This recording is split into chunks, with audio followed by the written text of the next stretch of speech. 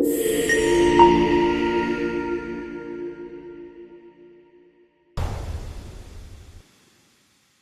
عليكم ابطال تالتة اعدادي رجالة محمد رمضان.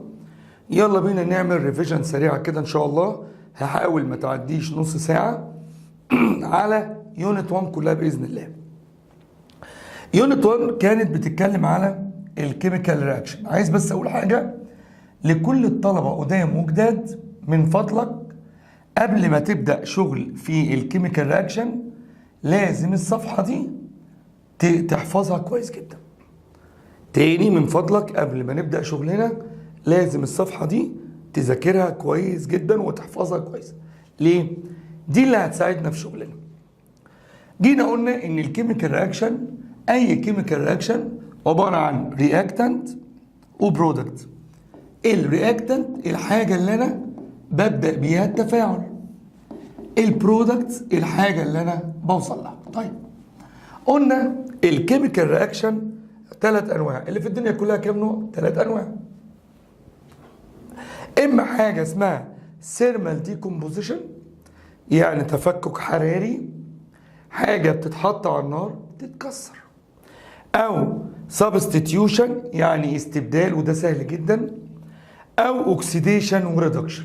طيب بدأنا بالثيرمال ديكومبوزيشن، كان كلهم 5 معادلات. مستر محمد قال بنقرا شمال ويمين، ده اسمه ايه؟ ميركوري اوكسايد. اول ملمح سهل يعني هيت. طيب ميركوري واكسجين ماسكين في بعض، يبقى لما يتكسر هيبقى ميركوري لوحده واكسجين لوحده. طيب اسمحوا لي اراجع على البالانس لاولادنا اللي ما حضروش معانا البالانس. بالانس يعني اخلي عدد الاتومز اللي داخله قد عدد الاتومز اللي خارجه. بمسك إليمنت والقليل بنضرب في 2. من فضلك تراجع الفيديو الحته اللي هشرحها دلوقتي 20 مره وتكتب ورقه وقلم ورايا. الاتش جي دخل بكام اتوم؟ 1. طالما ما فيش قدامها رقم ولا تحتها رقم يبقى 1 اتوم. خرجت بكام؟ 1. براءه. بخش على الاكسجين، ده معنى كلمه بمسك إليمنت. الأكسجين دخل ب1 ولكن خارج ب2، ده معناه ايفولفد جاز.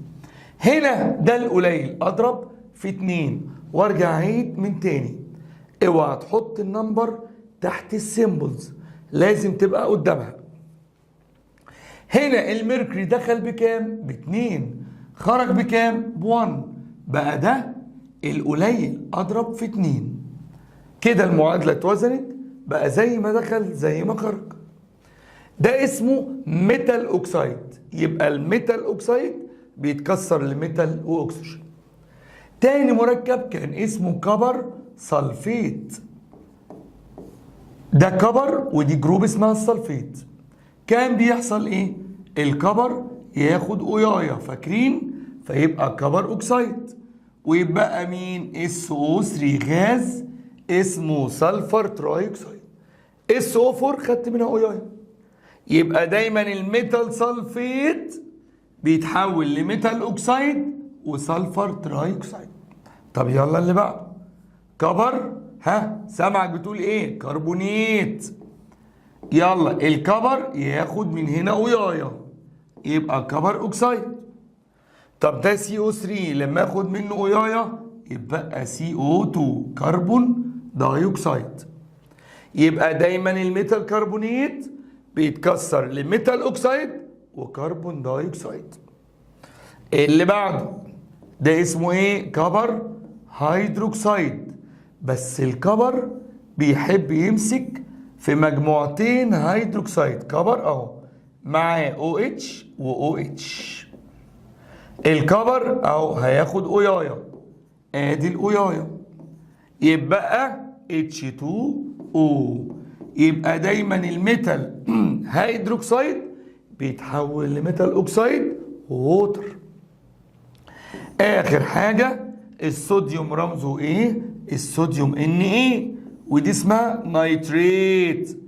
دايما الصوديوم نيتريت دي قاعدة، لازم يدينا صوديوم نيتريت وكمان اكسجين، ونحط هنا 2 وهنا 2 عشان يبقى عدد الاتومز اللي داخله قد عدد الاتومز اللي خارجه. ده كان نوع اسمه الثيرمال ديكومبوزيشن. كومباوند احطه على النار يتكسر. النوع الثاني كان اسمه سبستيتيوشن. ده نوعين، يا سمبل يا دبل. بعرفه ازاي؟ تعالى. ده مين؟ كبر. طب ده مين؟ مغنيسيوم سلفيت. مستر محمد رمضان قال لي المح اليمنت مع الكومباوند يبقى سمبل سبستيتيوشن. الراجل ده عايز يخش مكان الراجل ده. لو مور اكتيف هيزقه، لو ليس اكتيف مش هيقدر عليه. مش هنعرف نقول الاجاني بقى هنا. فتيجي تبص لازم احتاج حاجه اسمها كيميكال اكتيفيتي سيريس. اهي فين هي؟ اهي انا مش شايفها. اهي بص يا ولاد، تعال نشوف. هنا الكبر ده غلبان خالص، انما المغنيسيوم ده برنس فوق. يبقى الكبر هنا ليس اكتيف زي المغنيسيوم. اقول نو رياكشن. فيقول لي جيف ريزون ليه الكبر doesn't react with magnesium sulfate. because copper is less active than magnesium according to chemical activity series. طب لو عكسناها، جاب هنا مين؟ مغنيسيوم. جاب هنا مين؟ كبر سلفيت. يلا بينا. مستر محمد رمضان قال الاقي إيليمنت مع كومباوند يبقى سمبل سبستيتيوشن. الراجل او الميتال عايز يخش مكان الميتال اللي زيه. لو مور اكتيف، لو ليس اكتيف، انتوا اللي بتقولوا. المغنيسيوم ده فوق اهو. بص انشط من مين؟ انشط. بص المغنيسيوم هنا انما الكبر هنا. المغنيسيوم مور اكتيف يزقه فيرمي مين؟ يرمي الكبر كده زي الكلب ويخش مكانه MgSO4. فيقول لي جيف ريزون ليه المغنيسيوم رياكت وذ كبر سلفيت. because magnesium is more active than copper according to chemical activity series. اما الدبل سبستيتيوشن بنعرفه لما نلاقي كومباوند مع كومباوند. يعني الراجل ده اسمه ايه؟ سامعك بتقول صوديوم كلورايد. الراجل ده اسمه ايه؟ سامعك بتقول سيلفر نيتريت. عشان خاطري لازم نحفظ اول ورقه. مستر محمد قال لي الاقي كومباوند مع كومباوند يبقى دبل سبستيتيوشن. البوزيتيف وده نيجاتيف وده بوزيتيف وده نيجاتيف. البوزيتيف يروح مع النيجاتيف يبقى Na. سامعك بتقول NO3. البوزيتيف يروح مع النيجاتيف. دايما بنكتب البوزيتيف الاول يبقى AgCl سيلفر كلورايد. بالمناسبه ده بيتكون على هيئه وايت BBT رمله بيضاء راسب ابيض. في برضو حته بحبها، ده اسمه ايه يا اولاد؟ صوديوم هيدروكسيد. بالمناسبه ده اسمه سامعك بتقول الكالاي. طب يلا، ده اسمه ايه يا اولاد؟ هيدروكلوريك اسيد. بالمناسبه لازم اي معادله فيها هيدروكلوريك اسيد اكتب كلمه دايل يعني مخفف. كومباوند كومباوند يبقى الدبل سبستيتيوشن. البوزيتيف يروح مع النيجاتيف يبقى NaCl زائد H مع OH. سامعك بتقول H2O. الله، ده ولا هو اسيد ولا الكالاي يبقى سولد. وده ووتر. قعدت اقول لك في القاعه اسيد والكالاي لازم يدينا سولد ووتر. بيسموا الرياكشن ده نيوتراليزيشن. جينا بعد كده كان الاكسيديشن والريدكشن اللي هو النوع الثالث. الاكسيديشن والايه؟ والريدكشن. ما كانش فيه غير معادلتين غلابه. يقول لي مثلا الراجل ده اسمه كبر اوكسايد، اتفاعل مع الهيدروجين وسكننا في وجود تسخين ادانا كبر مع H2O. قال لي هات الاكسيديشن، الريدكشن، الاكسيدايزنج ايجنت، الريديوسنج ايجنت. مستر محمد قال بنوصل السيميلر بالسيميلر، يعني الكبر مع الكبر ونشوف هيحصل ايه. الهيدروجين مع الهيدروجين. الهيدروجين طالع معاه ايه؟ طالع معاه اكسجين، اقول يبقى حصل له اوكسيديشن، يعني زياده في الاكسجين. الكبر كان معاه اكسجين طالع من غير اكسجين، يبقى حصل له ريدكشن، يعني نقص في الاكسجين. جيت قلت لك الايجنت عكس البروسيس، يعني اللي يحصل له ريدكشن يبقى اسمه، سامعك بتقول اوكسيدايزنج ايجنت، الراجل اللي بيدي اكسجين. طيب واللي حصل له اوكسيديشن يبقى اسمه ريديوسنج ايجنت، السبستانس اللي بتاخد اكسجين. يا اولاد انا مش بشرح، احنا بنعمل ريفيجن بسيطه كده وسامري. طيب النوع الثاني اللي هو بالالكترون، بالايه؟ بالالكترون. تعال نشوف. قال لي ان ايه صوديوم زائد كلور ادانا ان ايه سي ال. ماشي. اولا مش ده كومباوند، يبقى ده بوزيتيف وده ايه نيجاتيف. قال لي هات الاكسيديشن والريدكشن والاكسيدايزنج ايجنت والريديوسنج ايجنت. حاضر. مستر محمد قال بنوصل السيميلر، هاخد الصوديوم مع الصوديوم وهاخد الكلور مع الكلور. تعال نشوف ايه اللي حصل. الصوديوم طالع شايل شحنه بوزيتيف، يعني عمل لوزنج الكترونز. اتاري العلماء بيسموا عمليه اللوزنج الكترونز اوكسيديشن. الكلور طالع شايل شحنه نيجاتيف، اتاري العلماء بيسموا عمليه الجيننج الكترون، هو طالع شايل شحنه نيجاتيف فعمل جيننج، بيسموها ريدكشن. طيب الايجنت عكس البروسيس. الصوديوم حصل له اوكسيديشن يبقى اسمه ريديوسنج ايجنت. الكلور حصل له ريدكشن يبقى اسمه اوكسيدايزنج ايجنت. فهقول لك على المفاجأة، الاكسيديشن زيادة في الاكسجين او نقص في الالكترونز بالمرة، والهيدروجين حتة كده جانبية من منهج اللي اتشال. الريدكشن نقص في الاكسجين او انكريز في الالكترونز او الهيدروجين. الاكسيدايزنج ايجنت السبستانس ذات جيفز اوكسجين او سبستانس ذات جيننج الكترونز او هيدروجين. الريديوسنج ايجنت سبستانس ذات تيكس اوكسجين او لوزنج الكترونز او لوزنج هيدروجين. بس طيب في بقى هنا لعبه، بيجي لما المدرس في الامتحان يحب بقى ايه، قال يعني هيتعب الطالب ولا حاجه، هتحفظ دي مهمه قوي. 1 2 3 4. هنا نيجاتيف كام؟ 1 نيجاتيف كام؟ 2 نيجاتيف كام؟ 3 نيجاتيف 4. بص يا سيدي، طبعا هنا بوزيتيف، انا اسف، بوزيتيف بوزيتيف بوزيتيف بوزيتيف. لو انت هتمشي كده انت بتعمل لوزنج الكترون فاقول اوكسيديشن.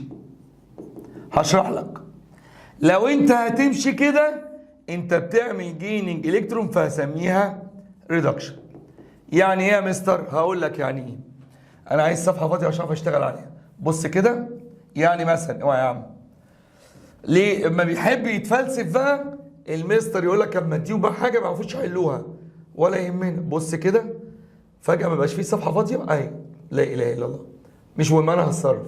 بص يا سيدي، لقيته كاتب لي مثلا سي ال، خليها سي يو بوزيتيف 2 اتحول لسي يو بوزيتيف 3. شوف بقى، سي يو بوزيتيف 2 يعني كان خسران الكترونين، بقى سي يو بوزيتيف 3 يعني خسر 3 الكترونات. هو كان خسران 2 بقى خسران 3، يعني خسر كام؟ 1. وطالما خسر يعني عمل لوزنج الكترونز يعني اوكسيديشن. طب من غير كل ده اهو هو راح من بوزيتيف 2 لبوزيتيف 3 يعني ماشي ناحيه اليمين، تبقى اوكسيديشن بس خلاص. بص دي حلوه صح؟ بص دي قال لي مثلا، لقيته كاتب لي مثلا طبعا بقى ايه بقول اي حاجه، لقيته مثلا كاتب لي كلور نيجاتيف 1 بقى كلور، انا بقول مثلا نيجاتيف كام 2، انا بقول مثلا الراجل ده كان كسبان الكترون بقى كسبان 2، يعني كسب، يعني عمل ريدكشن ولا اي حاجه. كان نيجاتيف 1 بقى نيجاتيف 2، طالما ماشي شمال يبقى ريدكشن. يبقى انت عشان ما تتلخبطش في الامتحان اكتب 0 بوزيتيف 1 بوزيتيف 2 بوزيتيف 3 بوزيتيف 4 نيجاتيف 1 نيجاتيف 2 نيجاتيف 3 نيجاتيف 4. لو ماشي كده اوكسيديشن، لو ماشي كده ريدكشن. ليسون 2 كان بيتكلم على السبيد اوف كيميكال رياكشن. قلنا ان السبيد اوف كيميكال رياكشن يعني راجل باي رياكشن بيبقى رياكتنت وبرودكت، واحنا شغالين تركيز الرياكتنت بيقل، تركيز البرودكت هو اللي بيزيد. في الاول بيبقى تركيز الرياكتنت 100% والبرودكت سامعك بتقول 0. اخر التفاعل بيبقى الرياكتنت هو اللي 0 والبرودكت 100. في الجزء ده دايما بيجيب لك المنظر ده وافتكروني بيه، يجيب لك جراف ويكتب هنا كونسنتريشن، فاكرين؟ ويكتب هنا مثلا طيب ويكتب هنا 0 وهنا 100%. خلاص الاقيه عامل لي كده ومسمي الكيرف ده 1 وعامل لي مثلا هنا كيرفين 2 و 3. السؤال ده مهم قوي بيجي كل سنه، ويقول لي عندك ايكويشن بتقول ان الاكس بيساوي واي بلس 2 زد. حاضر. بيقول لي قول لي مين هنا اكس وواي وزد. حاضر. نمسك الكيرف الاولاني كان تركيزه كام؟ 100%. فضل يقل يبقى ده رياكتنت. مين في الايكويشن دي يتقال عليها رياكتنت؟ سامعك بتقول الاكس، يبقى رقم 1 ده مين؟ الاكس. طيب الكيرفين دول كان تركيزهم 0 بدأوا يزيدوا، يبقى دول برودكت عمالين يزيدوا بيتكونوا. طب انا عندي هنا 2 برودكت وهنا 2 برودكت، اكتب مين فوق ومين تحت؟ هنا واي يعني موليكيولز واحد، هنا 2 زد يعني 2 موليكيولز، اكتب ال 2 زد فوق والواي تحتها. المسألة كده خلصت، شكرا.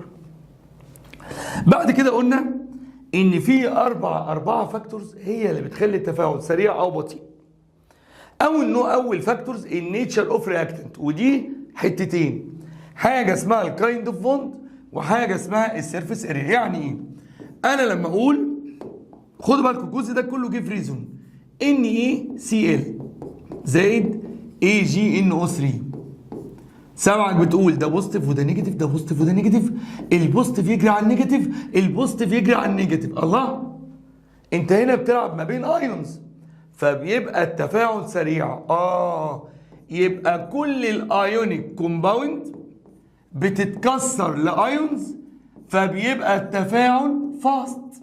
طيب انما قلت لك لو جبت شويه زيت، ماما وقع على قميصك زيت او بويا، بتجيب شويه جاز او بنزين او تنر وتدوب، بس بتقعد كتير على ما البقعه تروح. ليه؟ الزيت والبنزين دي مركبات اسمها كوفيلنت، يعني ما فيهاش بوزيتيف وايه ونيجاتيف، دي بتتكسر لحتت كبيره اسمها موليكيولز، فبيبقى التفاعل سلو. فيقول لي دايما كل سنه جيف ريزون ليه الايونيك كومباوند رياكت فاستر ذان كوفيلنت. because ionic compound breaks into ions، انما الكوفيلنت كومباوند بريكس انتو موليكيولز. طيب الجزء الثاني كان اسمه السيرفيس اريا. ماما لو رمت بطاطسايه في ميه مغليه حته واحده بتاخد وقت، انما لو قطعتها مكعبات بتخلص بسرعه، لان ماما زودت السيرفيس اريا بتاعت البطاطس اللي متعرضه للميه المغليه. يبقى انا كل ما اقطع الرياكتنت الاجزاء انا بزود السيرفيس اريا فبيبقى التفاعل سريع. يبقى انا لما اجي اعمل كيميكال رياكشن اعمله ببلوك ولا بفيلينجز، يعني بودر. ليه؟ تعال اوريك. جابوا ايرن، جابوا سيرتك مع الهيدروكلوريك اسيد. بص كده، اولا مستر محمد قال المح اليمنت مع كومباوند يبقى سيمبل سبستيتيوشن، الايرن يخش مكان الهيدروجين. هشوف لو مور اكتف لو ليس اكتف، ابص في الكيميكال اكتيفيتي سيريس لقيت الايرن فوق يزق الهيدروجين فيزق، فهتطلع H2 والاف اي تمسك في السي ال، بس ملحوظه تبقى اف اي سي ال 2. طيب التفاعل ده مره عملته بايرن بلوك يعني حته حديد، ومره عملت نفس الكيميكال رياكشن بس بايه؟ ايرن باودر. كانت المفاجاه انا سامعكم بتقول اهو ان لما بنستخدم الايرن باودر بيبقى التفاعل فاست سريع، انما لما استخدم ايرن بلوك يبقى التفاعل سلو. فيقول لي جيف ريزون ليه الايرن فيلينجز او باودر react faster than iron block because surface area of iron fillings greater than surface area of iron block, and as the surface area increase the speed of chemical reaction increase. تاني فاكتورز، يبقى احنا كده خلصنا اول فاكتور. تاني فاكتور كان اسمه الكونسنتريشن. صح، اي ماتيريال او كومباوند عشان يتفاعلوا مع بعض لازم يحصل كوليجن، تصادم. طيب انا جبت 2 كونتينر، واحد فيه دايل HCl يعني هيدروكلوريك اسيد متخفف، يعني الكونتينر ده كله ميه والهيدروكلوريك اسيد هنا قليل الموليكيولز بتاعته. وجبت الناحيه الثانيه كونك HCl كونسنتريتد يعني مركز. فبصوا المنظر،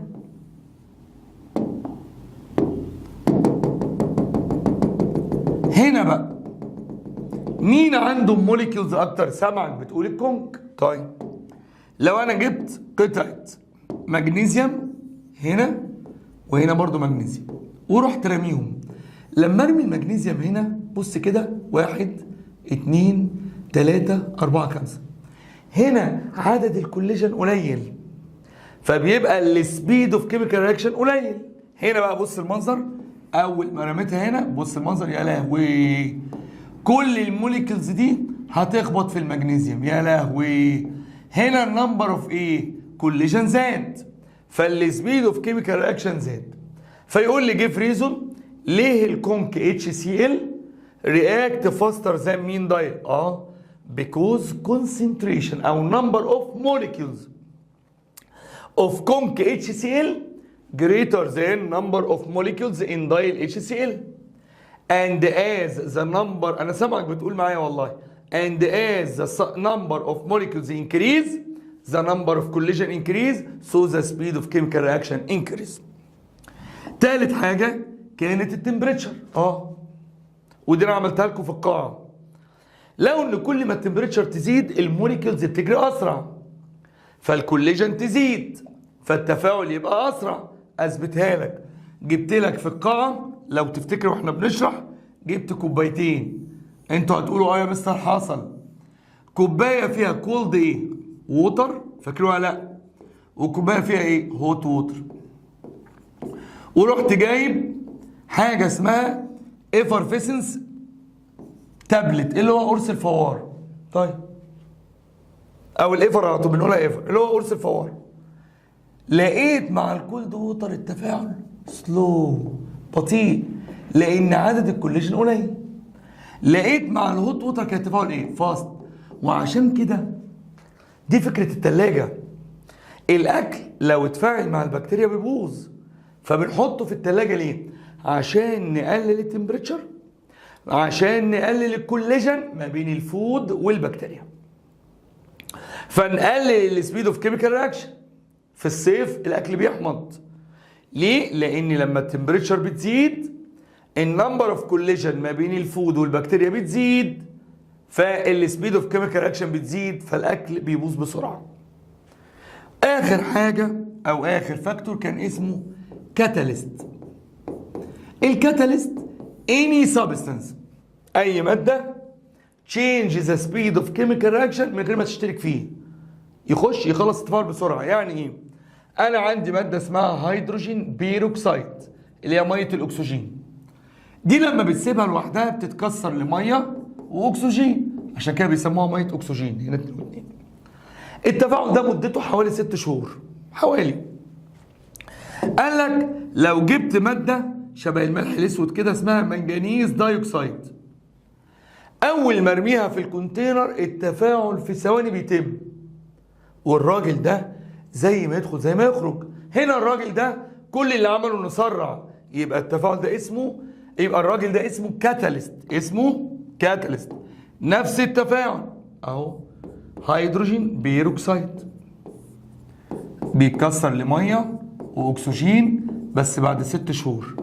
قال لك لو حطيت سويت بوتيتو، قال لك السويت بوتيتو دي بيطلع ماده منها اسمها اوكسيديز انزيم، مواد او مركبات كيميائيه شغلتها تكسر. الاقي التفاعل ده تم بسرعه، يبقى ده برضه يعتبر كاتاليست. والراجل ده زي ما يدخل زي ما يخرج، هو بس يغير سرعه التفاعل. الكاتاليست فيها 5 مميزات. used in a small amount، تستخدم بكميه قليله، اكتب ورايا. 2 its mass doesn't change، ايوه هو اشترك مع حد، ده زي ما دخل زي ما خرج، فكتلته زي ما هي. decrease the energy needed for the reaction، بيقلل الطاقه المطلوبه للتفاعل، عشان كده بيستخدموها في مصانع الحديد والصلب، بتوفر الطاقه. 4 قال لك change the speed of the reaction without change the reactant or product، هو لا بيجي جنب reactant or product، هو بيلعب في السرعه.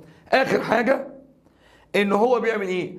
connected مع الرياكتنت اثناء التفاعل، لكن after the reaction it's separated quickly. تقريبا انا كده لميت لك اهم المهم بفضل الله في يونت 1. شكرا يا رجاله.